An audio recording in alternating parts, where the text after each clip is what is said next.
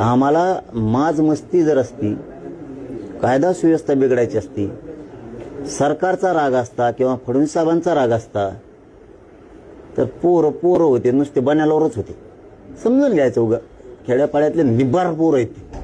हा, त्यांनी मुंबई अशी जिवंत केली, विचाराने म्हणतो आम्ही.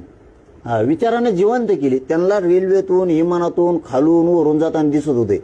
हे काय काय बॉ, हे कसं, एक त्यांच्यातलं लहानपण जागा केलं, त्यांच्यातली ऊर्जा जागी केली गरीब मराठ्यांच्या पोरांनी. कशी कशी असते, झोका कसा खेळते, रेल्वे कशी असते, एकामेका शर्ट धरून कसे पळत असते. म्हणजे हे रिअल एक मुंबईला आनंद देऊन गेले. काही बातम्या आल्यात म्हणून बोललो मी शब्द. नंतर अशा काही बातम्या आल्या की लोक म्हणले ते लोक गेले तर कर्मानं मी आता.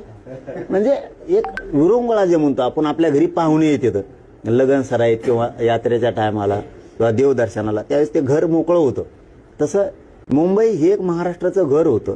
तिथं गरिबाचे लेकरं गेले, मस्तपैकी सगळीकडं हिंडले फिरले, परंतु कोणालाही त्रास दिला नाही.